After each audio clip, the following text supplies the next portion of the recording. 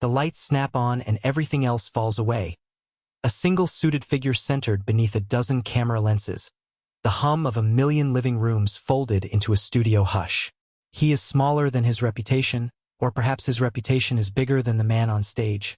Lee Iacocca, once untouchable at Ford, now standing before a skeptical Congress and a worried nation.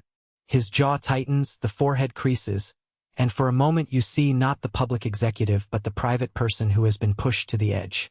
The applause dies mid-gesture. Microphones lean in like expectant hands. He speaks in a voice that has weathered boardrooms and battlefields of industry, but tonight it carries something rarer: humility. He does not rehearse outrage.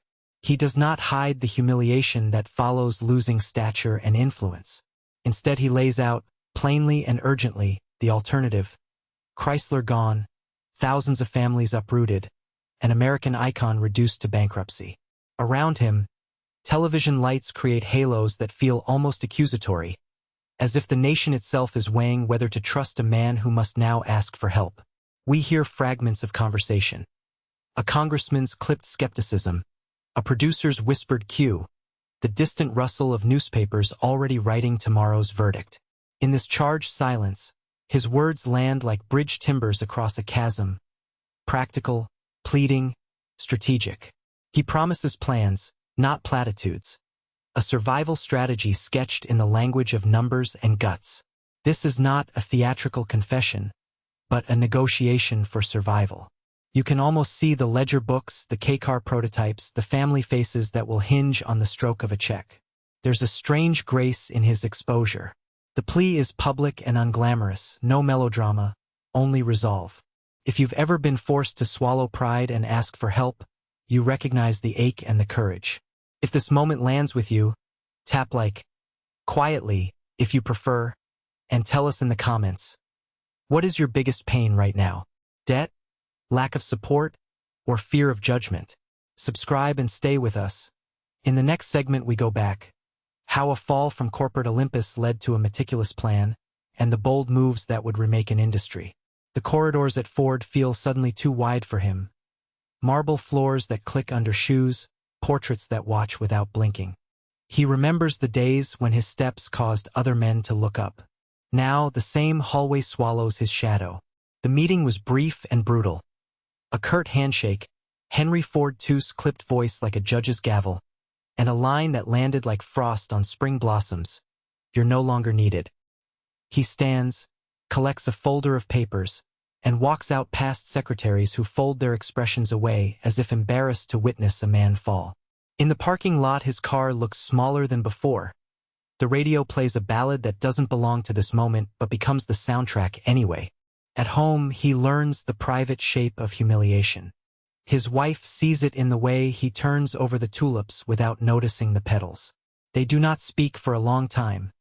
They already know what words like pride and reputation cost.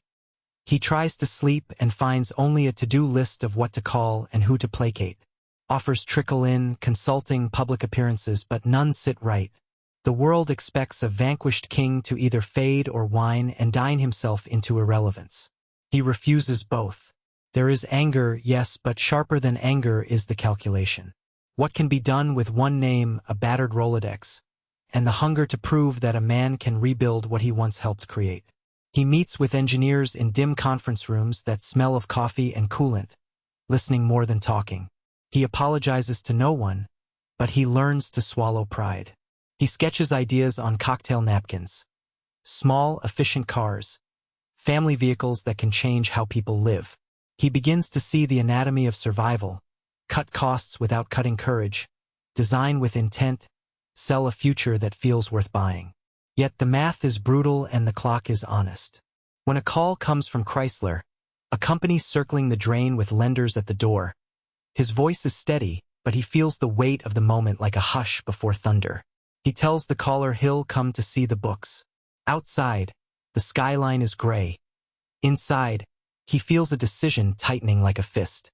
If humiliation taught him anything, it was how to ask for help without losing himself. If that feels familiar to you, give this video a like and tell us in the comments. What's your biggest pain right now? Debt, lack of support, or fear of judgment? Stay with me because what he does next changes more than one company. The lights are too bright, the camera's too loud, and the room feels like a cross between a courtroom and a confessional. Lee Iacocca stands alone on that television stage. Hands folded at his waist, suit jacket buttoned with the mechanical steadiness of a man who has lived by discipline. He breathes in once, and the nation leans forward. "I'm not asking you to save Chrysler so I can keep a title," he says, voice rough with exhausted honesty. "I'm asking you to save the jobs of men and women who put their lives into these factories." It is not an oratory flourish. It is a calculation laid bare, a raw ledger of mortgages, factories, and futures. Across the dais, faces are lined with suspicion. A congressman interrupts, sharp, precise, demanding to know if pride has clouded judgment. Iacocca does not flinch. He answers not with bravado but with a plan. A hard, detailed roadmap of cutbacks, new models built for economy and family life, plants retooled and managers replaced. He speaks of the K-car not as a marketing term but as a lifeline. The minivan is presented not merely as innovation but as a bet on how Americans would live and move in the decades to come. When he sketches numbers, there is the faint sound of pens scratching as senators, reporters, and union reps translate his words into consequences. Humiliation. His fall from Ford, the late-night whispers, the headlines, sits just behind his right shoulder like a shadow he could ignore no longer. In that shadow he confesses the most human of things, the need to swallow pride and ask for help. Anybody who's ever been desperate knows that asking is the hardest part, he says quietly, and for a moment the television cameras become mirrors for every viewer who's ever had to face a fear that won't disappear. The chamber is split. Some scoff, some sympathize, but the image, the single-suited man, pleading with a country and a skeptical Congress, becomes the hinge on which a comeback will turn. He leaves the dais with no grand guarantee, only the knowledge that his argument has entered the public conscience. If you've ever faced the shame of asking for help, or the gnawing weight of debt or isolation, consider this your reflection. What is your biggest pain right now? Debt, lack of support, or fear of judgment? Leave it in the comments. If you want to see how that plea turned into action, the K-car, the minivan, and a corporate resurrection, stay with us. The next scene shows how strategy met execution and changed an industry. The lights dim and the suit stands alone again. Not the triumphant CEO of legend, but a man who learned the cost of pride in public. We watch him breathe, press a palm to the podium, and remember that televised plea. Not theater, but a ledger laid bare. Congress, the cameras, the country, all witnesses to a leader who chose honesty over spin, who asked for help because he knew saving jobs mattered more than saving face. Around him, factories hummed with anxious hands. On the assembly lines, faces that had weathered recessions and layoffs looked toward a stranger on a stage as if he were their last map out of the storm. That night changed the grammar of American corporate survival.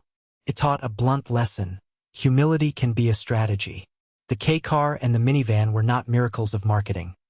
They were the result of relentless calculation, painful trade-offs, and a willingness to do the unpopular work: prune fat, redesign priorities, and accept short-term scorn for long-term life. Iacocca's method was simple and brutal. Name the problem, build the smallest viable escape, persuade enough people to join you, then grind until the design, the factory, and the balance sheet all nod in the same direction. For anyone between 35 and 65 who has stared at a bill, a broken plan, or the hush of friends who think you've failed, there is kinship here. The film's quiet counsel is that shame is currency you can spend once. After that, invest in clarity. Ask the hard questions, tell the truth to the people who must act, and make your plan so plain that others can carry it with you. Leadership is less about charisma than about stubborn competence. Small wins stacked like bricks until a company, a family, or a life becomes a structure again. If this story struck a chord, a small favor, leave a like so more people find it. Then tell us in the comments. What's your biggest pain right now? Debt, lack of support, or fear of judgment? We'll read, and if you want more clear, hard lessons from the people who rebuilt industries, subscribe. There are more paths through humiliation to triumph waiting to be walked together.